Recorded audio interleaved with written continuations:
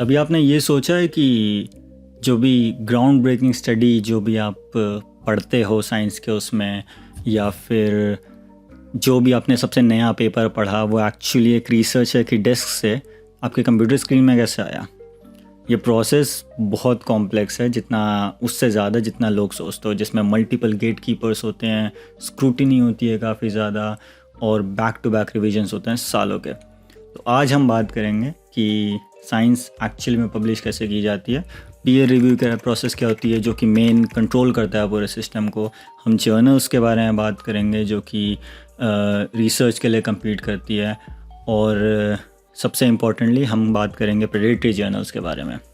तो इस वीडियो के एंड में आप सबको समझ में आ जाएगा कि क्यों काफ़ी स्टडीज़ सालों लेती है पब्लिश होने में, जर्नल इम्पैक्ट फैक्टर कैसे काम करते हैं, और सबसे इम्पोर्टेंटली फेक साइंस पब्लिकेशन को कैसे किया जाए, जो कि हमारे पूरे साइंस इकोसिस्टम को बर्बाद कर रहे हैं।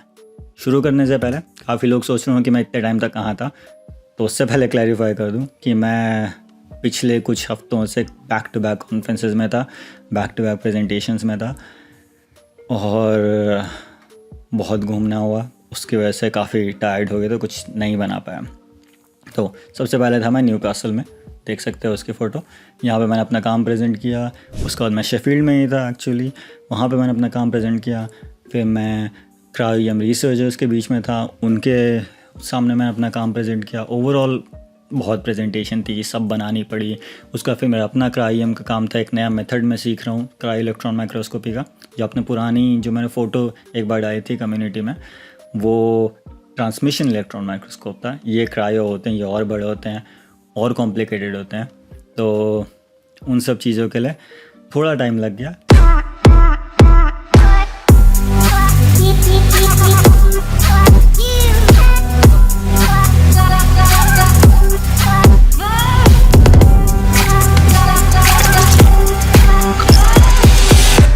अभी हम बात करेंगे मेन चीज़ के बारे में, मैन्युस्क्रिप्ट कैसे प्रिपेयर करी जाती है और सबमिशन क्या होता है। एक पेपर जब भी एक पीयर रिव्यू में पहुँचे हैं ना, उससे पहले क्या होता है, रिसर्चर्स को सालों महीने एक स्टडी को एनालाइज करने में लगाने होते हैं, डेटा कलेक्शन करने में लगाने होते हैं। जो सबमिशन प्रोसेस होती है वो बहुत सिंपल सा अपलोड करके नहीं होता है। उनको जर्नल सेलेक्ट करनी होती है, उनकी गाइडलाइंस देखनी होती है, सप्लीमेंट्री मटेरियल जर्नल को क्या क्या चाहिए वो सब देखने पड़ते हैं। तो अब सबमिशन में होता क्या है ये देखते हैं। तो सबमिशन के टाइम में ना ऑथर जो होते हैं वो अकाउंट्स बनाते हैं जर्नल सबमिशन सिस्टम का, वो कंप्लीट मैन्युस्क्रिप्ट्स बनाते हैं जिसमें आपका होना चाहिए एब्स्ट्रैक्ट, मेथडोलॉजी, रिजल्ट सेक्शन होना चाहिए, आपका डिस्कशंस होना चाहिए, पूरा सब कुछ होना चाहिए। उनको फंडिंग डिस्क्लोज करनी होती है, उनको पैसे मिले कहाँ से रिसर्च करने में, कॉन्फ्लिक्ट्स ऑफ इंटरेस्ट, किसी की कंपनी है उसका यूज़ हुआ, या फिर कोई अप्रूवल चाहिए, एथिकल अप्रूवल चाहिए, वो मिला या नहीं मिला। एक एवरेज एकेडमिक पेपर जो है वो 2 से 3 बार रिजेक्ट होता है, और इसका सबसे अच्छा एग्जांपल जो है वो है यहीं शेफील्ड का एक्चुअली। जो क्रेब्स साइकिल का पेपर था ना, जिनने एनसीईआरटी वगैरह पढ़ी उनको पता होगा, वो नेचर से रिजेक्ट हुआ था, और अब वो सबकी एनसीईआरटी में है। उसको कार्बोक्सिलिक एसिड साइकिल बोलते हैं, क्रेब्स साइकिल बोलते हैं, सब जगह बहुत बेस चीज़ है जो कि सब लिविंग ऑर्गेनिज्म में होती है। उसका पेपर रिजेक्ट हुआ था जो नेचर में, वो अभी तक यहाँ पे रखा हुआ है। उसका एक्सेप्टेंस पेपर भी रखा हुआ है, उसका रिजेक्शन लेटर भी रखा हुआ है पूरा का पूरा। तो बहुत कॉम्प्लिकेटेड होता है, और ऑलमोस्ट हर पेपर रिजेक्ट हुआ है। काफ़ी आप अभी भी गूगल करोगे तो बहुत सारे हाई क्वालिटी पेपर मिल जाएंगे जिन्होंने साइंस को डिफ़ाइन किया था, जो कि रिजेक्ट हुए थे जर्नल्स में। तो ये होता है मैन्युस्क्रिप्ट। उसके बाद आती है एडिटोरियल रिव्यू। तो जब आप सबमिट करते हो ना, तो सबसे पहले एडिटर देखता है, और 60% जो जर्नल सबमिशंस होते हैं वो तो एडिटर में ही रिजेक्ट हो जाते हैं। तो जो एडिटर्स होता है वो देखता है कि बेसिकली जो आपका जो पेपर है वो जर्नल के स्कोप में है, जो बेसिक रिसर्च स्टैंडर्ड्स को वो करता है नहीं, और वो एक ओवरऑल एक पेपर को देखेंगे। तो क्या क्या चीज़ें वो देखते हैं, सबसे पहले वो देखते हैं जर्नल के लिए फ़िट है या नहीं है पेपर। तो देखें कि भाई जर्नल और पब्लिकेशन बराबर है या नहीं है, उस ये रिसर्च एक्चुअली में पब्लिश करने लायक है या नहीं है, फिर ऐसी है कोई मेथड और डेटा वगैरह अच्छे से लिखा है नहीं लिखा है, मैन्युस्क्रिप्ट अच्छे से लिखी हुई है नहीं लिखी हुई है, ये सब चीज़ें ब्रॉडली देखते हैं। जो नेचर वगैरह जैसे जो जर्नल्स हैं जो कि बहुत प्रेस्टीजियस हैं, उनमें सिर्फ 8% सबमिशन होते हैं एक्सेप्ट, और बाकी सारे के सारे रिएक्शन तो होते हैं वो एडिटोरियल स्टेज में हो जाते हैं, पीयर रिव्यू तक पहुंचते नहीं हैं। तो ये सबसे हार्ड पार्ट होता है काफ़ी चीज़ों में। उसके बाद क्या है, पीयर रिव्यू प्रोसेस आती है। एडिटर ने देख लिया, उसने बोला ठीक है बहुत बढ़िया है, भेज दो। तो जब हम भेजते हैं इसको तो उसमें क्या होता है, कहाँ भेजते हैं वो, तो पीयर रिव्यू जो है वो साइंस का एक क्वालिटी कंट्रोल सिस्टम टाइप का है। इस प्रोसेस में क्या होता है, वो लोग पेपर्स लेते हैं और उनको एक्सपर्ट्स में भेजते हैं उस फील्ड के, चेक करने के लिए कि भाई देखो तुम्हारे पास ये पेपर आया है और तुम चेक करो कि ये ठीक है या नहीं है, इसमें क्या गलतियाँ हैं, क्या नहीं है। तो ठीक है, डिसाइड करते हैं अब क्या क्या होता है। तो सबसे पहले एडिटर क्या करेगा, आइडेंटिफाई करेगा 2 से 4 एक्सपर्ट्स इन द फील्ड में, फिर वो सबको पोटेंशियल इनविटेशन भेजेगा कि भाई ये पेपर रिव्यू करो। उसमें जो एक्सेप्ट करते हैं ठीक है, तो जो एक्सेप्ट करते हैं उनके पास 2 से 4 हफ्ते का पीरियड होता है कि उनको एक्सेप्ट करने के लिए, कि भाई उनको चेंजेस ला के देने में। और रिव्यूअर जो होते हैं वो अपने फीडबैक प्रोवाइड करवाते हैं, अपने रिकमेंडेशन प्रोवाइड कराते हैं, चेंजेस प्रोवाइड कराते हैं, इसी में टाइम लगता है मोस्टली। तो अब क्राइटेरिया क्या होता है जिसमें रिव्यूअर्स पेपर एक्चुअली इवैल्यूएट करते हैं, तो उसके क्राइटेरिया होते हैं कि पहले वो देखते हैं कि भाई इसके मेथड्स अप्रोप्रिएट हैं या नहीं है, अच्छे से काम किया हुआ है या नहीं किया हुआ है, ये पेपर ओरिजिनल है या नहीं है, कुछ नई चीज़ आ रही है, फिर ऐसे ही कुछ को रिपैकेज करके दे दिया है, उसमें जो डेटा जो है वो एविडेंस के साथ सपोर्ट किया हुआ है नहीं किया हुआ है, प्रोटोकॉल जो हैं वो प्रॉपर्ली फॉलो हुए हैं नहीं हुए हैं, ये सारी चीज़ें ओवरऑल देखते हैं। और फिर डिसाइड करते हैं कि हाँ हमारे कमेंट्स ये हैं कि हाँ ये सूटेबल है पब्लिकेशन के लिए, ये सूटेबल नहीं है पब्लिकेशन के लिए, ये सब देखते हैं। तो अब पीयर रिव्यू पे अलग अलग टाइप के होता है, सारे जर्नल एक जैसे नहीं होते, इम्पैक्ट फैक्टर पर उन पर डिपेंड करता है क्या होता है, कैसे कैसे टाइप के होते हैं। साइंस में सबसे ज़्यादा कॉमन होता है वो सिंगल ब्लाइंड रिव्यू। इसमें क्या होता है, जो रिव्यूअर्स रहते हैं ना उनको तो ऑथर्स के बारे में पता होगा, लेकिन ऑथर्स को नहीं पता होगा रिव्यूअर कौन है उनका। तो उनको बस क्या लिखा रहेगा, ऑथर रिव्यूअर 1, रिव्यूअर 2, रिव्यूअर 3। आपने मीम्स वगैरह भी देखे होंगे काफ़ी रिव्यूअर 2 वगैरह के बारे में। इसमें थोड़ी दिक्कत क्या आती है कि थोड़ा बायस हो सकता है ऑथर की रेपुटेशन में, इंस्टीट्यूशन में। लोग कहेंगे कि अरे यार ये तो ऐसी किसी यूनिवर्सिटी से है, इसने क्या ही अच्छा काम किया होगा, तो थोड़ा बायस आ सकता है। लेकिन जो रिव्यूअर्स हैं इस बात की एडवांटेज भी है कि वो ऑथर की क्या होते हैं, एलिजिबिलिटी उनका कर सकते, उनका ट्रैक रिकॉर्ड के उसकी ऑथर ने अगर अच्छे पेपर पब्लिश किए हैं पहले भी, तो कह सकते हैं कि हाँ चलो इसका काम अच्छा होगा, इसकी चीज़ें अच्छी होंगी, तो उन सब चीज़ों के हिसाब से वो थोड़ा देख सकते हैं। फिर होता है डबल ब्लाइंड रिव्यू। इसमें क्या होता है, ना ऑथर्स को पता होता है कि रिव्यूअर्स कौन है, ना रिव्यूअर्स को पता होता है कि ऑथर्स कौन है। इसमें क्या होता है, इसमें बायस वगैरह कुछ नहीं होता, तो ये बहुत फ़ायदा रहता है। लेकिन इसमें थोड़ा ये है कि स्टिल इंस्टीट्यूट का बायस हो सकता है, जियोग्राफिकल बायस हो सकता है, तुम जिस जगह में हो उस हिसाब से, तो ये भी ओपन नहीं है। फिर आता है ओपन पीयर रिव्यू। अब ओपन पीयर रिव्यू में क्या होता है, सबकी आइडेंटिटी नोन रहती है, पीयर रिव्यूअर्स की भी आइडेंटिटी नोन रहती है और आपके ऑथर्स की भी आइडेंटिटी नोन रहती है। इसमें थोड़ी सी दिक्कत ये है कि थोड़ा ऑनेस्ट क्रिटिसिज्म में थोड़ी दिक्कत, क्यों कहेंगे यार वो क्या सोचेगा। अब रिव्यूअर्स करते क्या है, रिव्यूअर्स जो फाइनली इतना देखेंगे, पूरा का पूरा पेपर देखेंगे और फिर डिसाइड करेंगे करना है क्या, तो उसमें 3 चीज़ें हो सकती हैं। या तो एक्सेप्ट करेंगे, जिसमें जो कि थोड़ा रेयर है, जिसमें माइनर रिविजन्स के साथ एक्सेप्ट कर सकते हैं कि हाँ ठीक है, थोड़ा सा ये चेंज करो, वो चेंज करो, थोड़ा फॉर्मेटिंग चेंज करो, इस सब को ठीक करो और हो जाएगा। लेकिन काफ़ी केसेस में क्या होता है, मेजर रिविजन्स के साथ चेंज करते हैं। मेजर रिविजन्स के साथ चेंज करने में क्या होता है कि ये बहुत कॉमन होता है एक्चुअली। सबसे पहले इसमें थोड़े से एक्सपेरिमेंट्स करने पड़ेंगे और थोड़े से एक्स्ट्रा, तो उसमें 2-3 महीने लग सकते हैं, 4 महीने, 6-6, 7-7 महीने लग सकते हैं, डिपेंड्स। और तीसरा ऑप्शन होता है रिजेक्ट, कि उसमें मान लिया मेथड अच्छे से यूज़ नहीं किया है, काम नोवेल नहीं है उतना, या फिर जर्नल के लिए उतना अच्छा नहीं है, तो वो सब काफ़ी। और ये पूरी प्रोसेस महीने सालों लगा सकती है। मल्टीपल राउंड से पीयर रिव्यू होता है कि एक बार नहीं हुआ, दूसरी बार हुआ, तो उसकी आपने कुछ आंसर लिख के भेजे, ऑथर एडिटर ने वापस रिव्यूअर्स को भेजा वो आंसर्स, उन्होंने कहा अच्छा ठीक है लेकिन इसका क्या है, तो इस हिसाब से काफ़ी एक कम्युनिकेशन टाइप चलता है उनके बीच में, जो कि बहुत लंबा लग सकता है, डिपेंड्स आपकी किस्मत कैसी है। ठीक है, ये सब हो गया, पीयर रिव्यू सबको समझ में आ गया। अब बात करेंगे हम जर्नल टाइप में और उनकी हायरार्की क्या क्या होती है। जर्नल में पब्लिशिंग का डिपेंड करता है, वो है ट्रेडिशनल और एक ओपन एक्सेस। तो 2 मेजर मॉडल है जो कि मैंने अभी बोले, ट्रेडिशनल ओपन एक्सेस।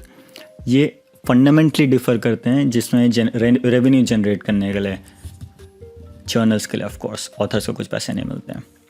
तो ट्रेडिशनल जो होती है सब्सक्रिप्शन बेस्ड जर्नल, वो क्या करती हैं, जब ऑथर सबमिट करते हैं अपने उसको, तो उनको कोई पैसे नहीं देने होते सबमिट करने के टाइम में। लेकिन जो इंस्टीट्यूशंस होते हैं या फिर जो लोग होते हैं जो पढ़ते हैं, उनको सब्सक्रिप्शन वगैरह के थ्रू या फिर एक सिंगल कॉपी के थ्रू, जैसे $10 वगैरह के थ्रू एक्सेस मिलता है उस पब्लिकेशन को पढ़ने का।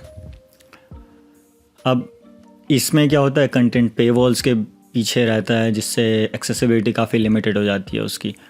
ओपन एक्सेस जर्नल क्या होती हैं, दूसरी वाली ओपन एक्सेस जर्नल में क्या होता है, आर्टिकल जो होते हैं वो फ्रीली अवेलेबल होते हैं सबको, और आर्टिकल जो ऑथर्स होते हैं वो एक APC देते हैं, जो कि आर्टिकल प्रोसेसिंग चार्ज, जो कि बहुत हो सकता है £500 से लेकर £10,000 तक। ये काफ़ी ग्रो हो रहा है अभी, बट स्टिल थोड़ा, क्योंकि इस कैपिटल चाहिए इसको यूज़ करने के लिए, तो थोड़ा हिंड्रेंसेस हैं। कोई भी मेथड परफेक्ट नहीं है एक्चुअली में, पैसे किसी को देने नहीं चाहिए, क्योंकि ये सारा पब्लिक फंड से रिसर्च हो रही है, बट हम कुछ कर नहीं सकते इसमें। ठीक है, फिर आते हैं इम्पैक्ट फैक्टर में। तो इम्पैक्ट फैक्टर जो है वो एक गोल्ड स्टैंडर्ड बन गया है अभी के बीच में कि जर्नल के प्रेस्टीज को। इसमें थोड़ी दिक्कतें हैं कि थोड़ा मिसयूज़ होता है और बाकी सब चीज़ें, बट उस बारे में हम बात नहीं करेंगे, वो बात किसी और वीडियो के लिए रख देंगे। लेकिन इसमें मेन चीज़ क्या होती है, इम्पैक्ट फैक्टर कैसे कैलकुलेट किया जाता है कि एक जर्नल के पर आर्टिकल को एवरेज में कितने साइटेशन मिले हैं प्रीवियस 2 ईयर्स में। तो इसलिए आप देखो कि हाँ, इम्पैक्ट फैक्टर 5, 10, 18, 19, 20, तो 19, 20 किसी का मान लिया 20 इम्पैक्ट फैक्टर, उसका मतलब ये हुआ कि उसके एक एवरेज आर्टिकल को 20 साइटेशन मिल जाते हैं 2 साल के बीच में, और ये हर साल चेंज होता है ऑफ कोर्स। अब क्यों इतना फेमस हुआ है ये? मेनली इसलिए हुआ है क्योंकि जो रिसर्चर्स जो होते हैं उनका करियर डिपेंड करता है कि वो कहाँ पब्लिश करते हैं, कितना हाई इम्पैक्ट फैक्टर में करते हैं। जितना ज़्यादा हाई इम्पैक्ट फैक्टर में पब्लिश करेंगे उतना उनका ज़्यादा फ़ायदा होगा, उतना अच्छा मानेंगे, उतना प्रेस्टीजियस मानेंगे। इवन ग्रांट वगैरह के अप्लाई करोगे सबके साथ, तो ग्रांट एप्लीकेशन में भी वो देखते हैं कि भाई बंदे ने पब्लिश कहाँ किया है। किसी के 4 नेचर हैं और से किसी के 4 एल्सेवियर में पेपर होंगे, तो नेचर वाले को ऑफ कोर्स वो मिलेगा। और इवन यूनिवर्सिटीज़ के जो रैंकिंग होती है वो भी डिपेंड करती है कि उसके जो फैकल्टीज़ हैं वो कितने इम्पैक्ट फैक्टर के जर्नल्स पे पब्लिश कर रहे हैं और बाकी सब चीज़ों में। तो इम्पैक्ट फैक्टर थोड़ा इम्पॉर्टेंट है अगर आपको सीखना है तो, और आपको पब्लिश करना है तो अब इसकी भी काफ़ी लिमिटेशंस हैं। पहला तो ये है कि ये फील्ड के हिसाब से काफ़ी वेरी करता है। काफ़ी जर्नल्स होते हैं में ज़्यादा साइटेशन नहीं आते, लेकिन काफ़ी इंपॉर्टेंट रिसर्च होती है वो भी, तो डिपेंड करता है। जैसे मान लिया आपको फ़िज़िक्स वगैरह में काफ़ी मिल जाए कि जिसमें काफ़ी हाई साइटेशंस वाले पेपर होते हैं। अभी जैसे सर्न वगैरह में देखोगे तो वहाँ पे क्या होता है, आप एक कोड बना दो और उसमें सारे के सारे ऑथर्स का नाम है जिन्होंने कभी भी उस पर कंट्रीब्यूट किया हुआ है। तो उनकी लिस्ट देखोगे, उनकी लिस्ट में फर्स्ट ऑथर सेकंड ऑथर नहीं होता, उनमें अल्फ़ाबेटिकली होती है उनके ऑथर्स की लिस्ट। तो सब भरे रहते हैं और हर कोई हर किसी के पेपर को साइट करता है। तो उसके केस में आपके साइटेशंस काफ़ी बढ़ जाएंगे हर उसमें। तो और हर किसी के 2-2, 3-3 पेपर होते हैं, ऐसे ही कैजुअली निकल जाते हैं वहाँ पे पेपर। तो उन सब चीज़ों को भी देखना होता है। तो इस वजह से काफ़ी वेरी करता है फील्ड टू फील्ड ये जो आपका इम्पैक्ट फैक्टर वाला सिस्टम, और उतना रिलायबल नहीं होता किसी भी चीज़ों के लिए। ये मैनिपुलेट भी कर सकता है। काफ़ी क्या करते हैं एडिटोरियल प्रैक्टिस की वजह से, नहीं इसको साइट करो, इसको साइट करो, उस वजह से वो अपने इम्पैक्ट फैक्टर बढ़ाती रहती हैं और काफ़ी कॉम्प्लिकेटेड हो जाती हैं चीज़ें और काफ़ी अच्छी नहीं रहती हैं। अब इसमें क्या होता है, जर्नल हायरार्की भी रहती है, क्योंकि जिसका इम्पैक्ट फैक्टर ज़्यादा होगा वो समझे कि भाई हमारी जर्नल ज़्यादा प्रेस्टीजियस है। जिनका इम्पैक्ट फैक्टर कम होगा वो समझे कि नहीं, हमें भी ऊपर जाना है, ज़्यादा अच्छे से करना है। तो ये चीज़ें वेरी करती हैं। अब सबसे पहले आती हैं, इसमें भी जर्नल के लेवल बन जाता है। सबसे पहले आती हैं एलाइट जर्नल्स, जो कि एकदम हाई फाई होती है। जैसे आपकी हो गई एटलीस्ट बायो में हो गई आपकी, कि नेचर हो गई, साइंस हो गई, सेल हो गई। ये बहुत कॉम्पिटिटिव होती हैं और इनका बहुत ब्रॉड इम्पैक्ट होता है कि बहुत ब्रॉड एरिया से लेंगे, और इनके एक्सेप्टेंस रेट भी बहुत कम होता है, around 10%, depends on the field. फिर उसके बाद होती हैं टॉप स्पेशलाइज्ड जर्नल्स। इनमें क्या होता है, ये लीडिंग जर्नल्स होते हैं बहुत स्पेसिफिक फील्ड्स में जिनके बहुत हाई इम्पैक्ट फैक्टर होते हैं, और ये थोड़ी ज़्यादा एक्सेसिबल होती हैं इन इलाइट जर्नल से, बट स्टिल बहुत कॉम्पिटिटिव होती हैं। उसके बाद तीसरा आता है आपका सॉलिड एकेडमिक जर्नल्स, यूजुअली वाले, जो कि रेप्यूटेबल जर्नल्स होती हैं, जिनका पीयर रिव्यू काफ़ी अच्छा इस्टेब्लिश रहता है, और इनकी जो मोस्ट एकेडमिक रिसर्च होती है वो इधर ही पब्लिश करते हैं वो लोग। अब चौथी टाइप की आती हैं, इनको बोलते हैं प्रेडेटरी जर्नल्स। तो सबसे पहले बात करते हैं प्रेडेटरी जर्नल्स होती क्या है एक्चुअली, ओवरऑल में क्या है ये, कैसे इनको रिकग्नाइज़ किया जाए। तो प्रेडेटरी जर्नल जो होती हैं ना, वो पैसे लेती हैं ऑथर से और वो कुछ भी पब्लिश कर देती हैं। ये कुछ भी चेक नहीं करेंगी अच्छे से, ये रैंडमली कुछ भी पब्लिश कर देंगी, और ये प्रॉफिट को प्रायोरिटाइज़ करते हैं क्वालिटी के नाम पे, क्वालिटी के ऊपर। तो कहेंगे भाई हमारा बहुत हाई पब्लिशिंग चार्ज है, बट हम तुम्हारे वो पब्लिश कर देंगे।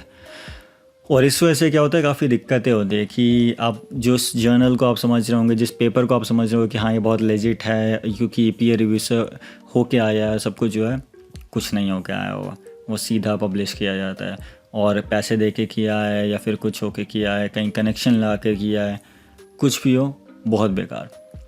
अब इसमें हमें पता कैसे चले जब हम पेपर पढ़ रहे हो कि ये प्रेडेटरी जर्नल में या फिर और चीज़ें, ये है कैसे? तो थोड़ा कठिन है, बट थोड़े क्लियर साइंस होते हैं जिनको आप देखो तो समझ सकते हो, कोई इतना कठिन वाला काम नहीं है। तो सबसे पहले होता है कि इनके सॉलिसिटेशन वाली टैक्टिक्स रहती हैं। अगर आपको ईमेल वगैरह आए कि हाँ ऐड आ रहे हैं कि हाँ हम ये करेंगे, हम अर्जेंट डेडलाइन है हमारे उसकी, हम जल्दी से पब्लिश कर रहे हैं, जल्दी जल्दी अपने आर्टिकल्स भेजो यहाँ पे, या फिर उनके ईमेल में सबसे मेन चीज़ें स्पेलिंग मिस्टेक रहेगी, ग्रामेटिकल एरर्स रहेंगे, वो सब चीज़ें, नाम गलत लिखा रहेगा, कोई डॉक्टर नहीं है उसके लिए भी डॉक्टर बनाया रहेगा, जो डॉक्टर है उसको मिस्टर लिखा रहेगा, कुछ उल्टा पुल्टा चलता है, कुछ भी नहीं। गारंटीड एक्सेप्टेंस लिखते हैं कि हाँ तुम भेजोगे हम एक्सेप्ट कर लेंगे, कुछ भी हो, और बहुत जल्दी जल्दी एक्सेप्ट करेंगे, तो वो सब भी होता है। फिर थोड़े क्वालिटी इंडिकेटर्स होते हैं जिनको हमें देखना चाहिए कि उनके जो होते हैं फेक होते हैं इम्पैक्ट फैक्टर, या फिर अनवेरीफाइड रहते हैं। एक जर्नल साइटेशन रिपोर्ट जो उनका इम्पैक्ट फैक्टर है वो फेक रहेगा, और जर्नल साइटेशन रिपोर्ट जो डेटाबेस है उसमें नहीं मिलेगा कहीं पे। उन्होंने खुद की वेबसाइट में लिखा रहेगा कि हाँ हमारे इम्पैक्ट फैक्टर से 16-17 है, और कोई प्रूफ नहीं है उस चीज़ का। और जो एडिटोरियल बोर्ड रहेगा वो या तो किसी भी रैंडम इंसान का डाल दिया जाएगा, या फिर उनका नाम डाला जाएगा जिनको खुद ही नहीं पता है कि वो उस जर्नल में है या नहीं है। फिर है उनकी वेबसाइट क्वालिटी, उनकी बहुत बेकार सी वेबसाइट क्वालिटी रहेगी, बहुत एमेच्योर डिज़ाइन रहेगा, बाकी सब चीज़ें। और आर्टिकल जो होंगे वो एकदम अनरिलेटेड चीज़ों में पब्लिश किए रहेंगे, कुछ में कहीं कुछ हो चल रहा है, अगले आर्टिकल कोई कुछ और चल रहा है। अब इसमें बिज़नेस प्रैक्टिस क्या होती है उनकी, वो देखते हैं। तो बिज़नेस प्रैक्टिस में क्या होता है उनकी, मोस्टली हिडन रहेगी, या फिर अनक्लियर पब्लिकेशन फ़ी रहेगी, बताएंगे नहीं, या फिर बोलेंगे कि नहीं हम पब्लिकेशन के बाद ही या फिर एक्सेप्टेंस के बाद ही तुम्हें बताएंगे, तुम पहले अपना आर्टिकल भेजो। कॉपीराइट ले लेंगे आर्टिकल, कहेंगे नहीं हम तुम्हारे आर्टिकल पूरा कम्प्लीटली हमारा है, तुम अपना कॉपीराइट गिव अप कर रहे हो उसमें। फिर है कि पीयर रिव्यू कुछ ढंग से नहीं रहेगा, या फिर टेम्पलेट रहेगा इनका रिव्यू रिपोर्ट्स का, जो कि बहुत ऑब्वियस होता है देखना। असली में क्या फ़र्क पड़ रहा है इन प्रेडेटरी जर्नल्स का। प्रेडेटरी जर्नल जो है वो साइंटिफिक इकोसिस्टम को पूरा बिगाड़ती हैं, और सब कुछ एकदम क्रेडिबिलिटी को उसका चेंज कर देती हैं। आप सोचोगे किसी रिव्यू को पढ़ने के टाइम में, ये रेपुटेशन बिगाड़ देती हैं, आपका पैसा वेस्ट होता है, टाइम वेस्ट होता है, रिसर्च ओनरशिप खो देते हो अगर आप खुद कुछ पब्लिश कर रहे हो चैनल में। तो इन सब चीज़ों को बहुत अच्छे से देखना होता है कि आप कहाँ पब्लिश कर रहे हो। पॉल्यूट कर देती हैं एकेडमिक डेटाबेस में अनरिलायबल रिसर्च के साथ, और ज़्यादातर इनके जो होते हैं जर्नल साइटेशंस वो एकदम ज़ीरो होते हैं, कि कोई साइट नहीं करेगा ऑफ कोर्स 5 साल के लिए, और ओवरऑल काफ़ी ठीक नहीं रहता है। और अभी जो है अराउंड 11,000 प्रेडेटरी जर्नल्स हैं पूरी दुनिया में, तो जो कि बहुत बड़ी प्रॉब्लम है। अब ठीक है, ये सब चीज़ों को साइड करते हैं, थोड़ा प्रेडेटरी जर्नल्स को साइड रख के अब मेन चीज़ में आते हैं कि भाई रियल वर्ल्ड पब्लिशिंग टाइमलाइन। आपके लिस्ट से आपके पास एक पेपर है, आप उसको पब्लिश करना चाहते हो, तो क्या टाइमलाइन रहेगी, आपको कितना टाइम लगेगा। तो जो साइंटिफिक पब्लिशिंग है ना वो स्लो इन जनरल है, तो काफ़ी स्लो चलती हैं और बाय डिज़ाइन ही वो ऐसा किया हुआ है ताकि सबको टाइम मिले अच्छे से अपने टाइम के साथ प्रॉपरली चीज़ें चेक करने का। तो एडिटोरियल स्क्रीनिंग जो होगी आपकी वो 1 से 4 वीक लेगी, उसके बाद आपकी पीयर रिव्यू प्रोसेस होगी वो 6 से 12 हफ्ते लेगी एवरेज में।